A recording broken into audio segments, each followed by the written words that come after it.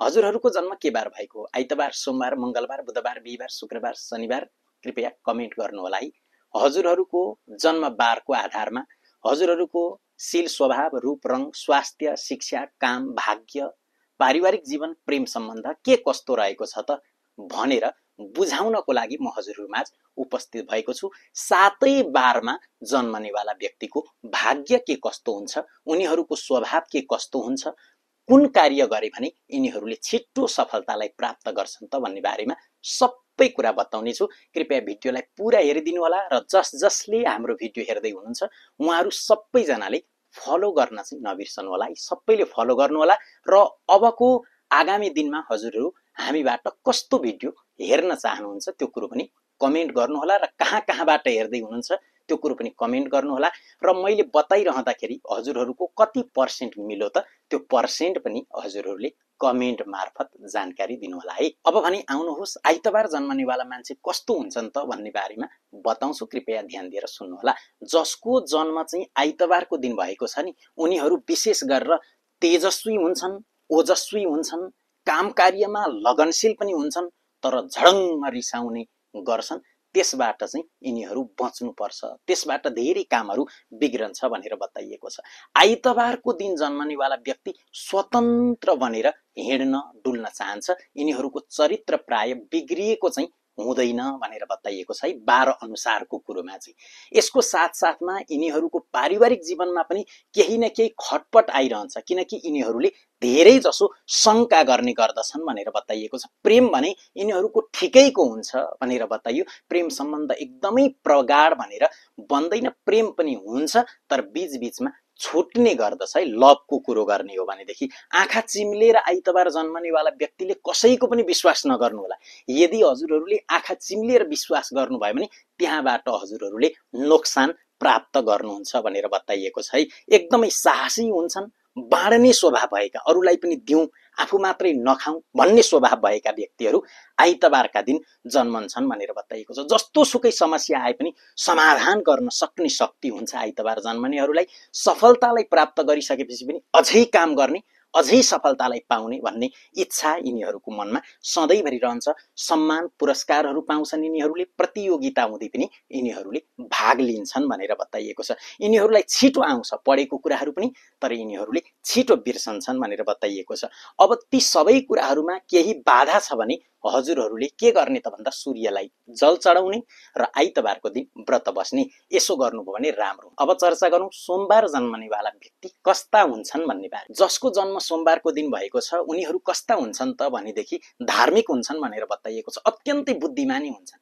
हेर्नु है, यिनीहरूले अरूको सेवा गर्छन्, आमा बुवाको पनि सेवा गर्छन्, एकदमै दयालु पनि हुन्छन् भनेर बताइएको छ। हेर्दा एकदमै राम्रा देखिन्छन् है सोमबारको दिन जन्मिनेवाला व्यक्ति। विशेष गरेर भगवान शिवको पनि कृपा प्राप्त हुन्छ भनेर बताइएको छ।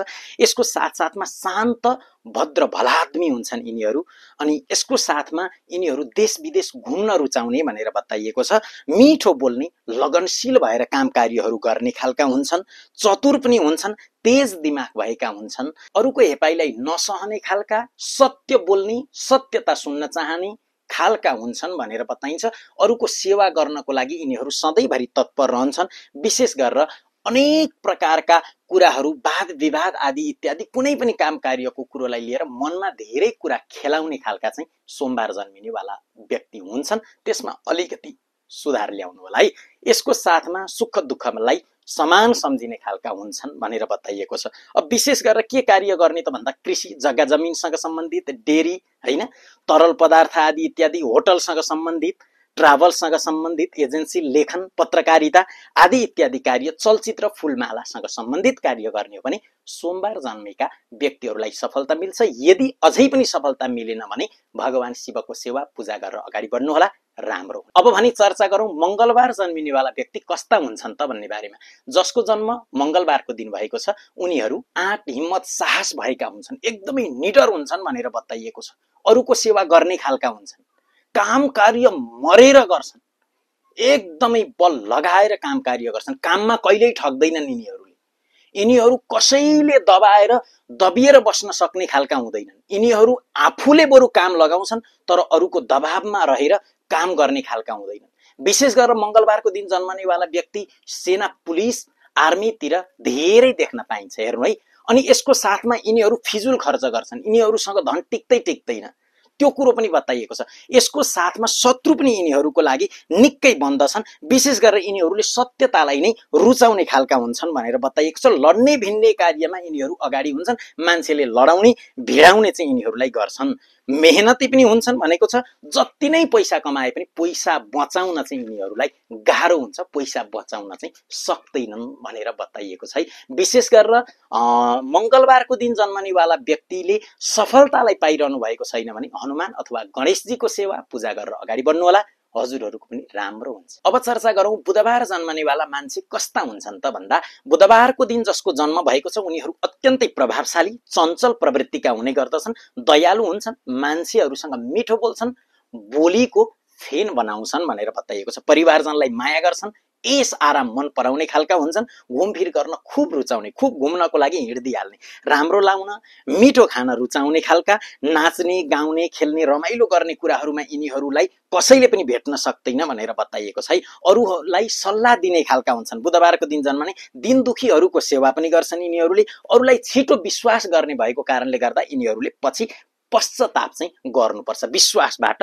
घात हुने गर्दछ। जन्मस्थानबाट यिनीहरू टाढा रहन्छन्, धार्मिक पनि हुन्छन्, कसैले फुरुक्क पार्दा यिनीहरू मक्ख पर्ने खालका हुन्छन् भनेर बताइएको छ। कला कौशलतामा निपुण हुन्छन्, अरूको भलो चिताउने खर्चिला साथीहरू बुधबारको दिन जन्मनेवाला मान्छेले धेरै बनाउँछन् भनेर बताइएको छ। उहाँहरूको काम कार्यमा केही न केही बाधाहरू पर्दैछ भने हजुरहरूले विशेष गरेर भगवान नारायणको आराधना गरेर अगाडि बढ्नुभयो भने सबै कुराहरू राम्रो हुन्छ। अब चर्चा गरौँ बिहीबारको दिन जन्मनेवाला मान्छे कस्ता हुन्छन् त भन्ने बारेमा। बिहीबारको दिन जन्मनेवाला मान्छेहरू सकारात्मक सोच भएका हुन्छन्, नकारात्मक सोच्दैनन् पनि, नकारात्मक सोच्नेवाला व्यक्तिलाई पनि सकारात्मक तर्फ लिएर आउँछन् भनेर बताइएको छ। अरूले दुःख पाएको यिनीहरूले देख्नै सक्दैनन्, विशेष गरेर चतुर हुन्छन्, गुरुहरूलाई मान्ने खालका हुन्छन्, आमा बुवा परिवारहरूलाई माया गर्ने खालका हुन्छन्। बिहीबारको दिन जन्मनेवाला व्यक्तिलाई लोकले पनि मान्छ, सम्मान गर्छ भनेर बताइएको छ। सबैको प्यारो हुन्छन् बिहीबारको दिन जन्मने व्यक्तिहरू। विशेष गरेर विदेशमा बस्न रुचाउने, घरबाट चाहिँ यिनीहरू टाढा बसेका हुन्छन् भनेर बताइएको छ। देश विदेश घुम्न पनि एकदमै धेरै रुचाउने। शत्रु चाहिँ भने बिहीबारको दिन जन्मनेवाला व्यक्तिको धेरै हुन्छन्, धार्मिक हुन्छन्, आफ्नो बसमा मान्छेहरूलाई राख्न चाहन्छन्, यिनीहरू आँटेको काम पूरा गरेरै छोड्छन्, यिनीहरू अलिक लोभी हुन्छन् भनेर चाहिँ बताइएको छ। धनको मामलामा चाहिँ दुःख गर्छन्, सङ्घर्षमय जीवन हुन्छ यिनीहरूको, धेरै दुःख गरेपछि मात्र यिनीहरूले सफलतालाई प्राप्त गर्छन्, कुलपितृहरूको पनि यिनीहरूले उद्धार गर्छन् भनेर बताइएको छ। बिहीबारको दिन जन्मने मान्छेहरू सानो मन गरेका चाहिँ हुँदैनन् भनेर बताइएको छ। दुःख गर्नुपर्छ, धेरै यिनीहरूले स्वास्थ्य राम्रै हुन्छ, धनी नै हुन्छन् भनेर बताइएको छ। यदि यिनीहरूले आफ्नो भविष्यलाई राम्रो बनाउन चाहनुहुन्छ भने विशेष गरेर गुरुको आराधना गरेर, बृहस्पति ग्रहलाई स्मरण गरेर हजुरहरू अगाडि बढ्नु भयो भने, विशेष विष्णु भगवानकै आराधना गर्नुभयो भने हजुरहरूले सफलतालाई पाउनुहुन्छ। अब चर्चा गर्छौं शुक्रबारको दिन जन्मने मान्छे कस्तो हुन्छ त भन्ने बारेमा। शुक्रबारको दिन जन्मनेवाला मान्छेको उपर विशेष गरेर लक्ष्मीको कृपा हुन्छ, त्यस कारणले गर्दा नारायणको सेवा गरे भने धन सम्पत्तिको कहिल्यै कमी हुँदैन। हेर्दा राम्रो देखिने केटीहरू प्राय गरी साथी हुन्छन् भनेर बताइएको छ। प्रेम सम्बन्धमा यिनीहरू अगाडि नै हुन्छन्, यिनीहरूको प्रेम हुन्छ तर प्रेम लामो समयसम्मको लागि टिक्दैन भनेर बताइएको छ। ब्रान्डेड कुराहरू लाउन इच्छा गर्ने हैन, राम्रा राम्रा कुराहरू लाउन इच्छा गर्ने खालका हुन्छन् यिनीहरू भनेर बताउँछ है। अनि सुन्दर बन्न चाहने है, केटीको जस्तो मेकअप गरेर हिँड्न आदि इत्यादि इच्छा गर्ने खालका हुन्छन्, बुद्धिमान हुन्छन्, सहनशील हुन्छन्, दुःख कष्ट आदि इत्यादि अरूले हेपे पनि, अरूले केही भनिदिए पनि आफ्नो मनमा राख्छन्, तर यिनीहरूले बाहिर भने देखाउँदैनन् भनेको छ।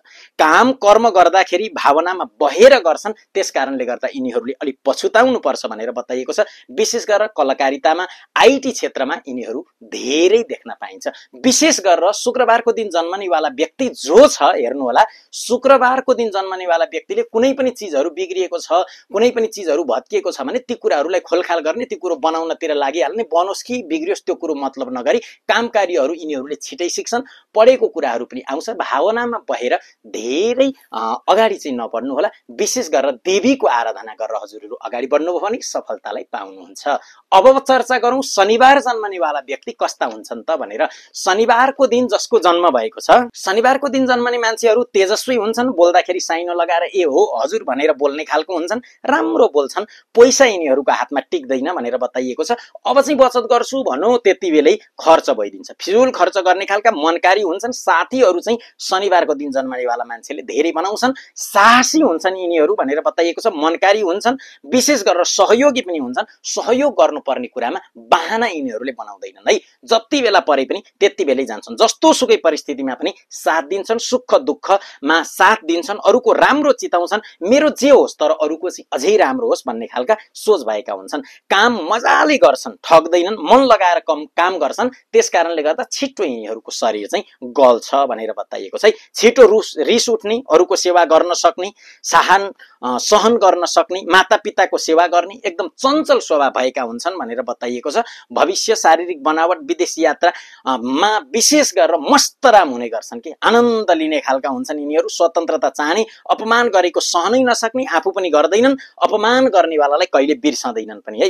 व्यस्त हुन्छन्, साहसी हुन्छन्, धेरै मेहनत गरिसकेपछि मात्रै सफलतालाई प्राप्त गर्छन् भनेर बताइएको छ। यदि हजुरहरूको पनि शनिबारको दिन जन्म भएको छ र काम कार्य बनिरहेको छैन भने हजुरहरूले पिपलमा जल चढाउनु होला र अगाडि बढ्नु होला, राम्रो हुन्छ। हस् त हजुरहरूलाई मैले आइतबारदेखि लिएर शनिबारसम्म जन्मिनेहरूको भाग्य के कस्तो हुन्छ भनेर सबै कुरा जानकारी गराएको छु।